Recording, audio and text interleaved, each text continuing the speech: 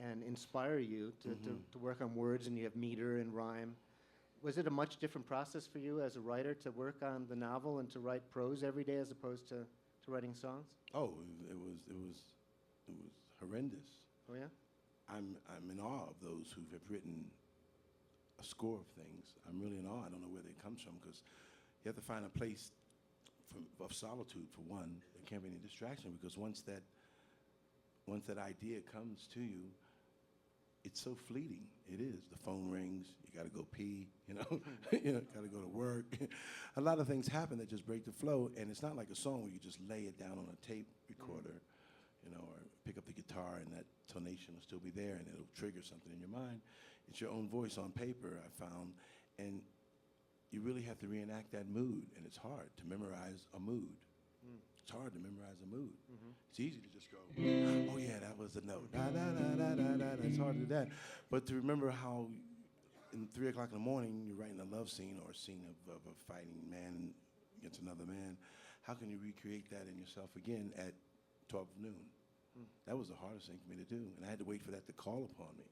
And I'd wait like a week for just a passage. It was frustrating, and I would turn to friends of mine who are very prolific and write a lot, and I would ask them how they did it, how they do it, and they say, solitude. You just have to find a place that is your own.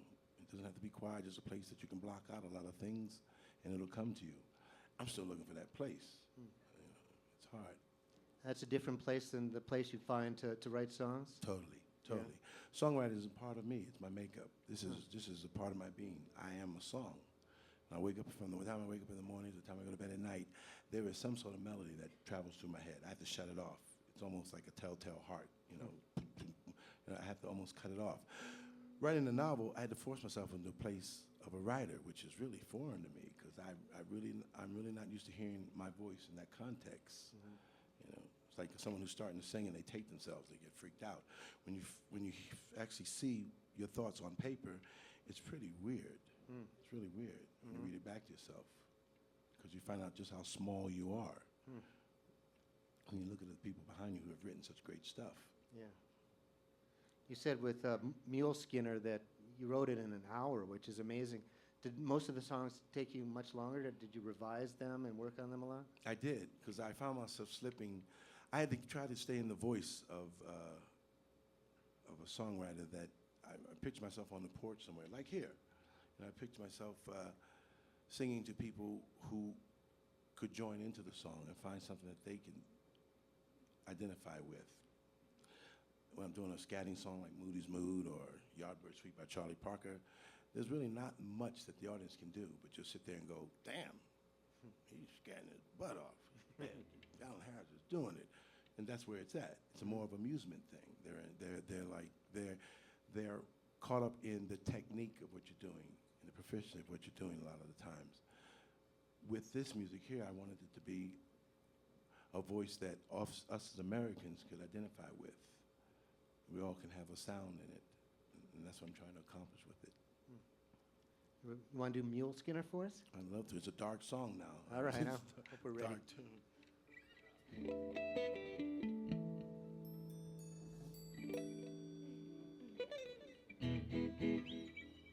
Should I set it up for him? Because it's pretty dark, man. The song is about a homesteader, black homesteader, who has a small little ranch homestead outside of the Circle T, which is a fictitious ranch that Blue runs to.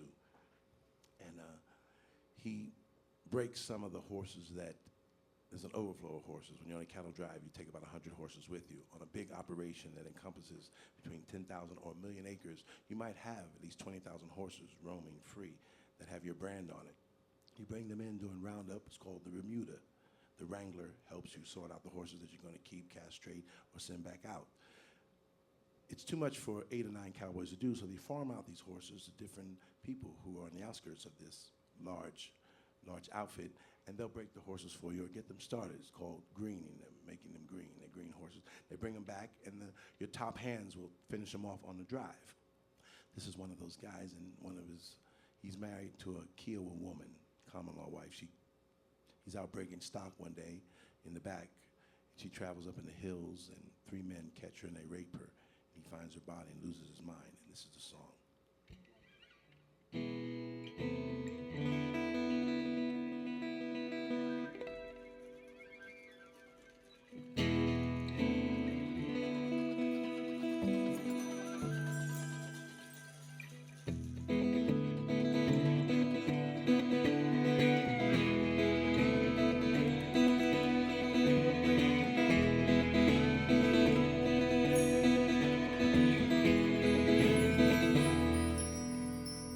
was a warm day in autumn. Our crops had done so well. She saddled up her little pinto and took a ride into the hills. I was out back working young stock when her pony galloped up. I said, oh God, please spare me. I found her body in the dust. And I remember springtime on the plaza when she would lay with me, flowers in her hair. Oh, I remember how she used to love me, but now I'm just a new Skinner. Bring your wagon home, new Skinner. Why you always wrong? It was 3 when they told me. Shadow traps running from the law. They caught her down by the creek bed and took their turns with her. I walked away from my homestead. I set fire to my empty house. I let the colts and all my mares loose. I've lost my mind, I have no doubt. If I remember springtime on the plaza, when she would lay with me, flowers in her hair. Oh, I remember how she used to love me, but now I'm just a new Skinner. Bring your wagon home, new Skinner. Why you always wrong? Wasted many years just searching every ranch, every bunkhouse. My heart is filled with hate and revenge. The flame in my heart will never go out. So many trails and tears I've traveled. Cheers a good night to Abilene. But when I close my eyes and sleep at night, her pretty face still haunts my dreams. And I remember springtime on the plaza, when she would lay with me, flowers in her hair. Oh, I remember how she used to love me, but now I'm just a new Skinner. Bring your wagon home, new Skinner. Why you always wrong?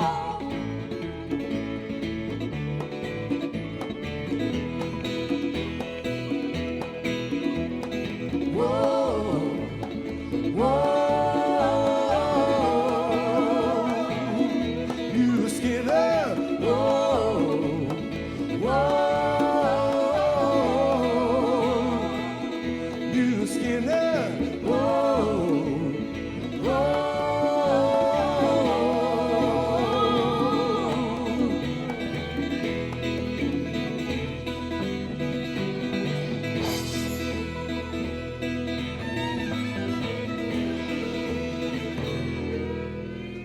There's no comfort on this wagon. I curse and crack my whip all day. I cook the grub and mend the cowboys. The trail boss doesn't know my name. So many trails and tears I've traveled.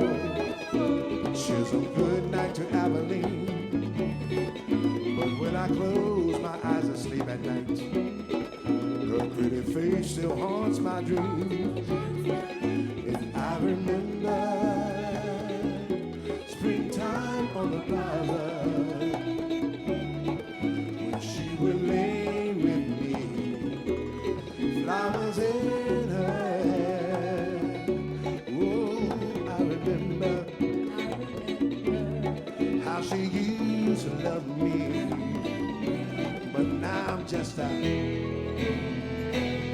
You Skinner, bring your wagon home. You Skinner,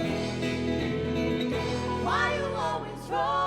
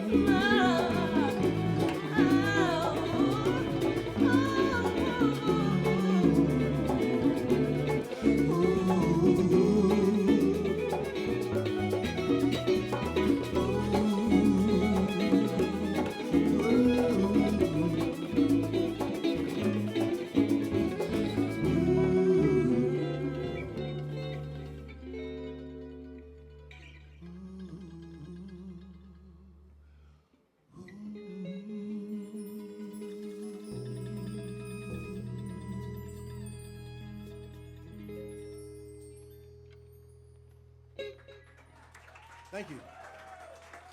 Thank you. Thank you very much. Thank you.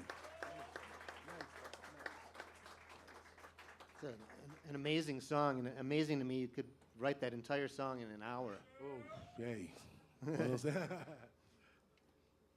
we have a heckler here tonight? We need to be heckled. No one's heckled us. Should heckle us. And it's interesting to me. A lot of the greatest songs that people have written, like Carole King said she wrote "You've Got a Friend" in an hour. It all came at once. And Simon wrote "Bridge Over Troubled Water" that way. And sometimes a great song just arrives.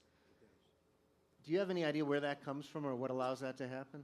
Releasing your pathos, releasing a lot of things in you, not caring, not worrying about your fellow man, not being judged.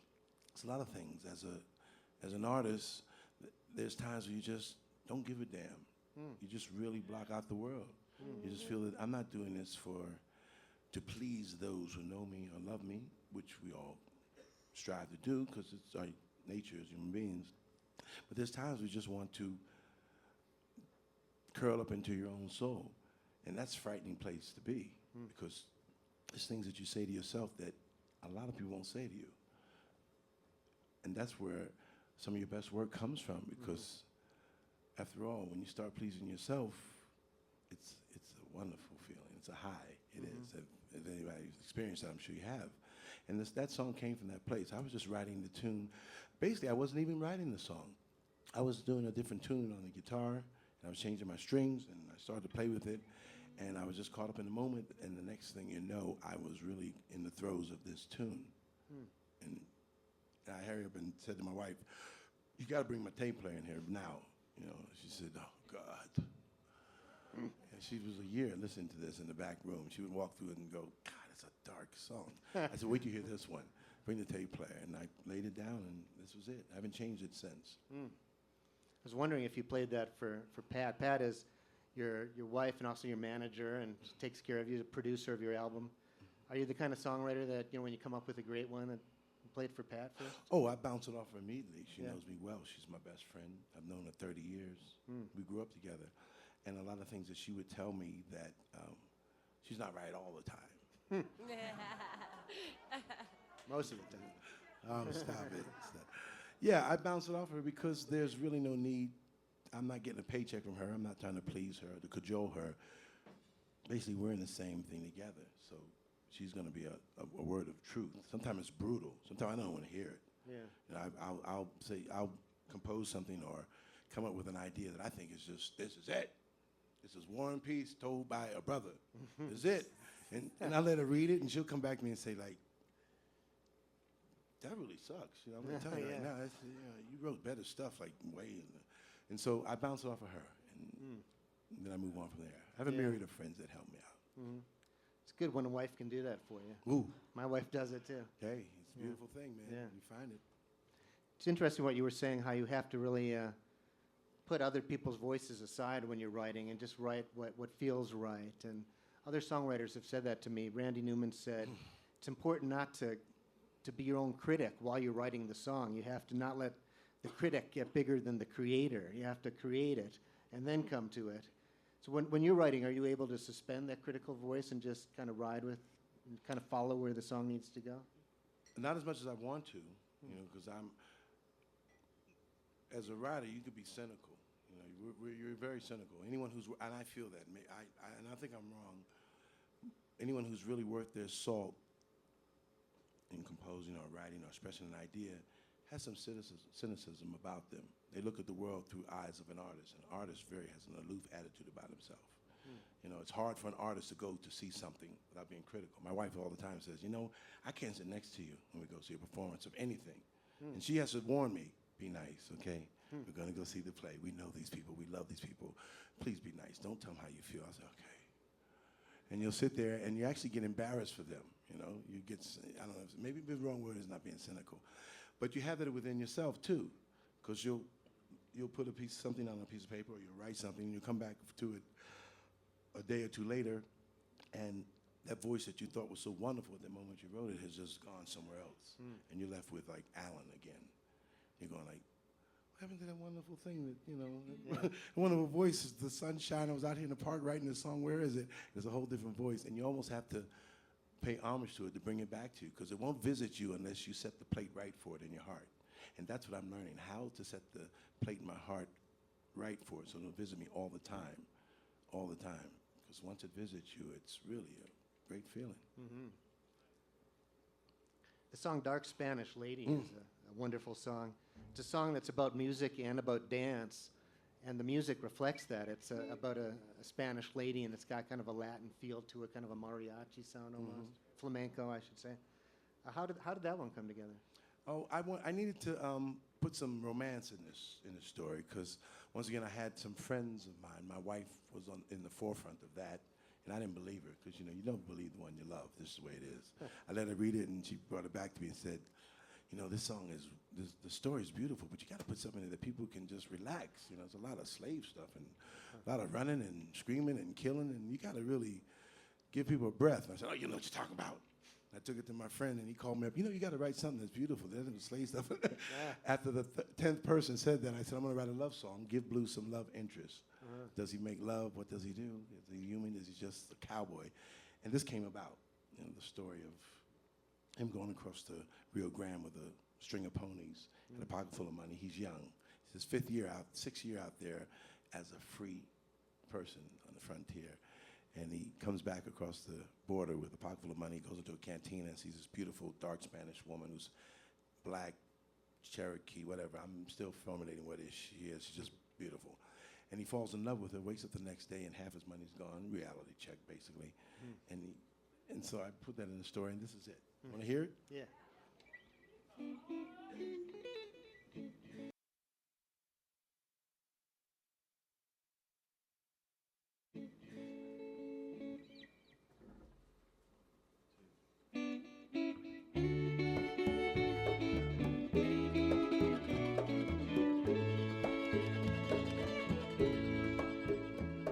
The night was alive with her song. The music I play from my guitar expressed all my feeling. The candlelight splashed on her wall. We danced to heartbeats and love. My head started reeling. Senor, she asked, what is your name? I said, I am here for one night, so just call me darling. A moth, I was drawn to her flame. The scent of the rose in her hair, I knew I was falling. Oh, dark Spanish lady, please dance for me now. Let the moonlight above us reveal all those treasures you hide. Oh, dark Spanish lady, what secrets you'll tell. Let this night last forever and let me believe we're in love.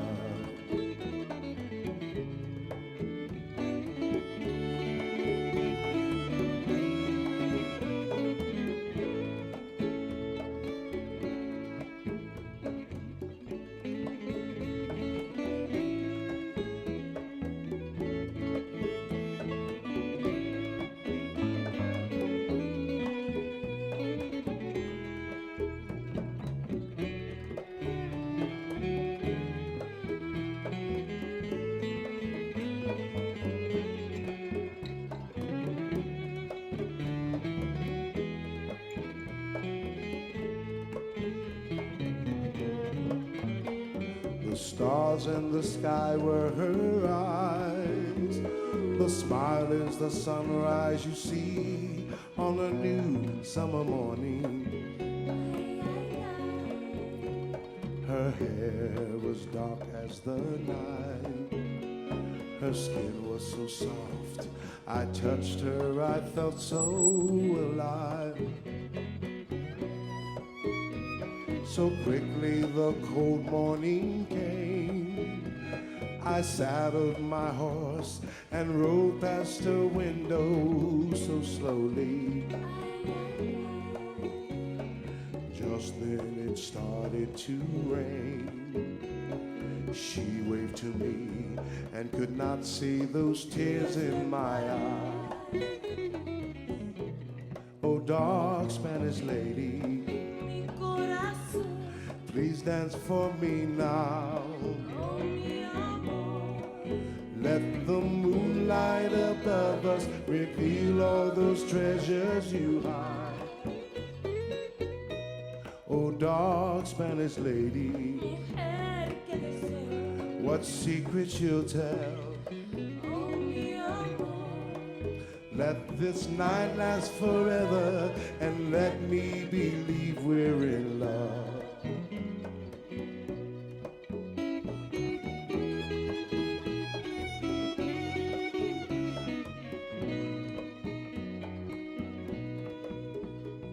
Let this night last forever and let me believe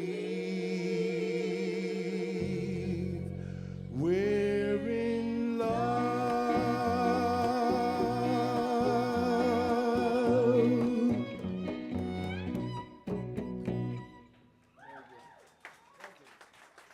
Patty Finley.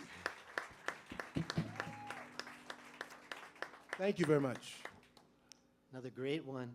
And I like in that song you have a very sly key change. And Yeah, pull a good key change off We is always tough. modulate with that, give it a little suspense, Yeah, it's nice. tension. Very good. Thank you. Thank you. At this time, I was wondering if anyone out there has any questions you'd like to pose to Ellen. This is your chance if you want to Whoa. get in a question or two. Oh, boy. Can't see anybody, so. If not, I'll just keep asking the questions ask because a I'm happy question. talking. I did. He's arranging his own All stuff. the music and everything, whatever. If you got an ego, run with it. What the hell? And Pat produced the album, correct? She did. She did. She did. Pat actually did. She had a lot of things in the studio, late nights in there, mixing and telling me this should not be at this part here because a woman would understand that. What do you know? She said, I'm a woman. I said, okay. Yes, she is. Yes. Yes. Shout it out. I hope, and I already have the cast. You know. Yeah, who is the cast? In my mind, I have a number of people. I keep changing Blue. You know, Blue has to be. Blue has. Delroy Linden, I had him at first, but he's a little too old now. Delroy, is that how you say his name? I had Don Cheadle, but I found out he doesn't really ride. You gotta have someone who can ride a horse well, and someone who's a little more bulkier. Because Blue, I picture Blue as just. He's a guy. You know, he's a guy. No, not me. No, I'm not. I tried acting and I'm terrible. I did a little short thing, a film for a friend of mine, and he played it back to me, and I said, "Ooh, that's rough." No, I'm not. Who? Terrell Davis. That's it. That's right. He is. He really is. But can he ride? You really have to be able to ride. Can he run? He can run. Run, Blue, run. I have a lot of characters built around it, but. I don't know. We'll see. It's not ready for a movie yet. You know, the script is just loosely built as we speak.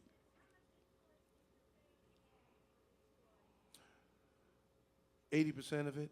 My father, especially my father's side of the family. You know, he taught me how to ride a horse. He taught me basically how to respect your fellow man. You know, I'd watch him work with other men and other women on the land around animals. How they treated their animals, how gentle they were. My father would always tell me this, you know, when I was a kid, he'd say, he'd always tell the character of a person by the way he treats his woman, his horse, and his dog. You know, he'd always say that to me. I said, what do you mean by that? Not that order. I didn't want to say that. He would say the horse, whatever. He did. My mother hated that. He had a lot of influence, you know. I'd watch him go and I'd ride with him somewhere in the truck. And he'd pull up at someone's small little operation, and he'd have a rogue horse, maybe a 4 or 5-year-old young stud that no one could ride. They didn't want to cut him. He was valuable, and they just wanted to take the salt out of him a little bit. And my father was amazing. He would halter him up, take him out into the paddock, snub him up to a post, and after about 4 hours, he'd blanket him down, and have a saddle cinched up on him. I'd help him with the cinch sometimes. He'd have what they call a cinch catch, a long iron rod. He would reach underneath the belly of the horse and pull the stirrup up because sometimes the horse would kick, and I'd have scars all over me from that. And I'd see him breaking that animal, but gently, you know, not that what you see, cruel method of pulling a horse up and throwing him down. He was real gentle with the horse, and I saw him be that way with his fellow man too. You know, the workers around my grandfather's place with my father, they were that way too. And I've learned, I think, a lot of this story. I've gone back in my psyche and pulled a lot of that stuff out, which I thought was buried. You know, yeah, 80% of it, I think, is for my family. Yeah, I feel fortunate. Thank you. That it is. Any other questions for Ellen? That's a good one. Wow.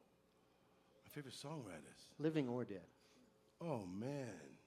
Tchaikovsky. I love Tchaikovsky. He wrote some good songs. My wife will tell you that's what I put on every day, and it's a Nutcracker suite of all things. Blah, blah, blah, blah, blah. I shave by it.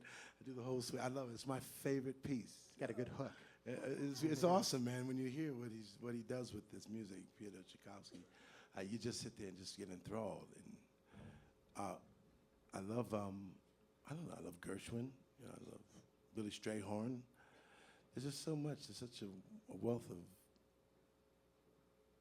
music at your beck and call. It's really hard to say who's my favorite composer or writer. It's hard. Speaking of Billy Strayhorn, Ellen did a wonderful album of all Billy Strayhorn songs. That's really worth hearing. It's a great album.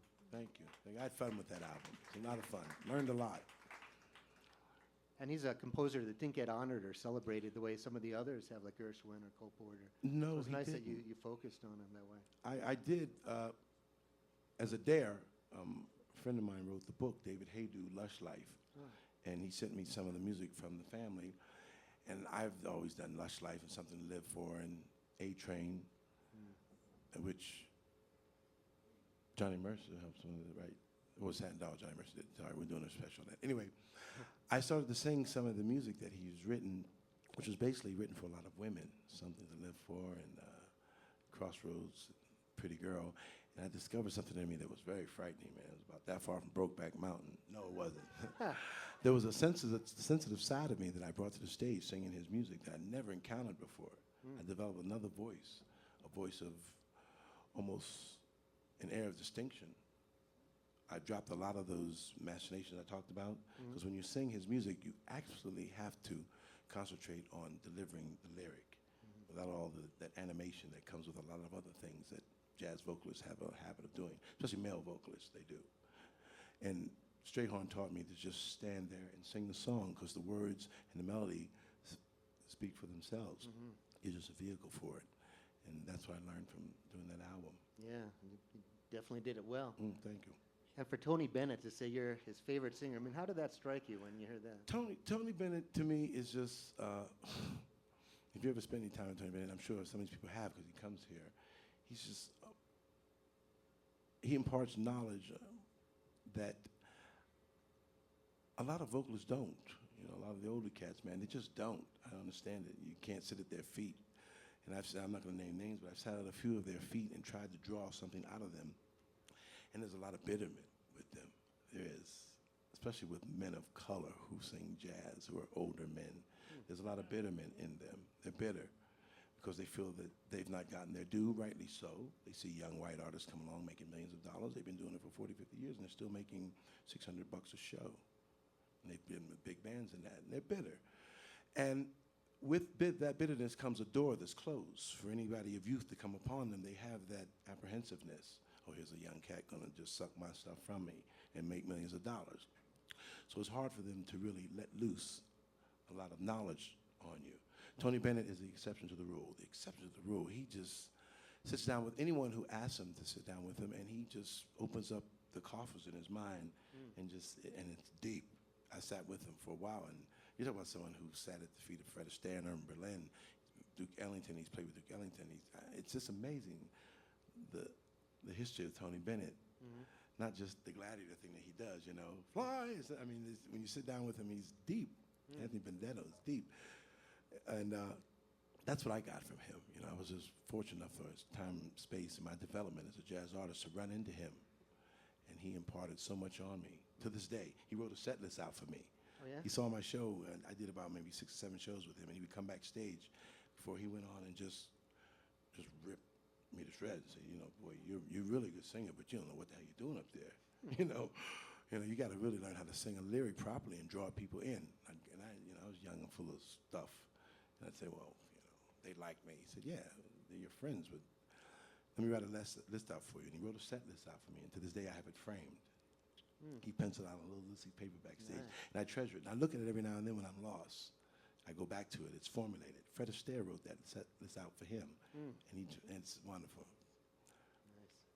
And he also always just looks so good, doesn't he? The man knows how to wear a suit. He's bad. Tony's bad. He's a gladiator. He's an Italian gladiator, you know? Yeah. He knows what to do.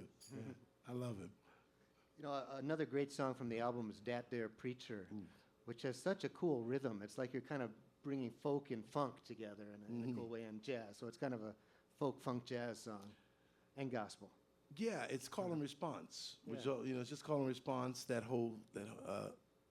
boss man thing. You know, when the boss man walked down an aisle, whether it was wheat or whether it was cotton, whatever it was, he called out to his workers, you know, hey, hey, hey, boss man coming today. Hey, hey, hey, boss man coming today. Hey, boss man. Hey, boss man. And that's how the rhythm they kept. That's how the rhythm you had to keep, because it was a rhythm. And you had like 8 or 9 brothers behind you sweating, and you had a certain amount of, you have an allotment to make. You just didn't make any money. You had an allotment to make. That bag got heavy. And if you didn't make the allotment, there was 20 other cats behind you who would make the allotment. And there was a rhythm. You had to keep moving. And how do you keep that rhythm moving when you're just hypnotized by this cotton? You just all day. That's all. You're out there 12 hours. So you develop a rhythm. Everyone develops a rhythm. That's how they move together. Yeah. No, yeah. Ooh, Oh, oh, oh, oh, oh, oh. I want to know. Somebody tell me now. Yeah, somebody tell me. Hee-hoo. And everybody had a different voice. Like the front line man would have a high voice because he had to be heard. He was a tenor. He would have a voice, boss man coming, yeah. Woo-hoo-hoo-hoo. And he'd call out. And the bass cat be in the back, boss man is coming, rolling down, yeah. And that's how the rhythm they kept. And it'd be like 20 people of color moving to the same rhythm, pop, shout. And it was call and response. Ready, ready, ready. And they call. I won. Are you hearing me? And they call out, finish, boss man. And they call out. They had to call out and shout in a rhythmic voice.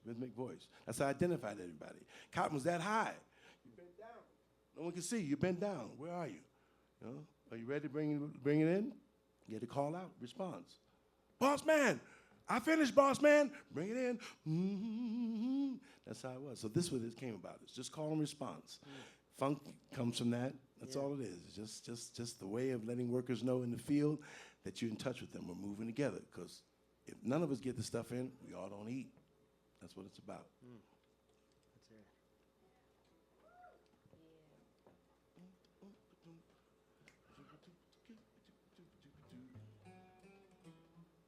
Need to turn the guitar.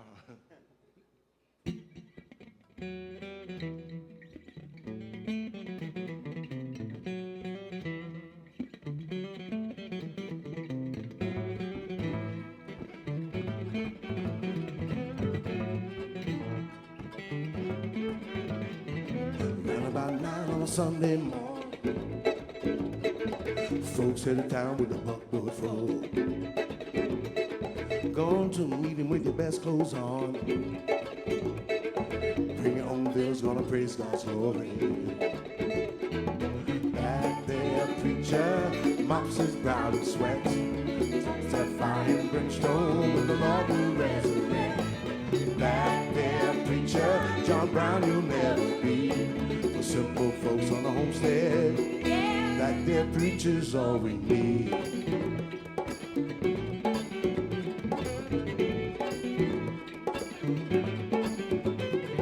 Yelling and dancing, it's gonna get hot. Miss Sarah starts shaking and then she drops some chicken and salad, baked pie and tea. The children get candy and play some game. Back there, preacher mops his brow and sweats. Talks that fire and brimstone with the Lord will resurrect. Back there, preacher John Brown, you'll never be.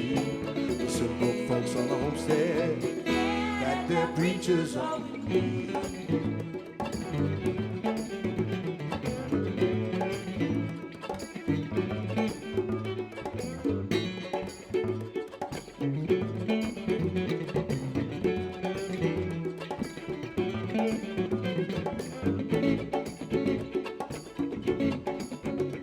We're gonna fade it out.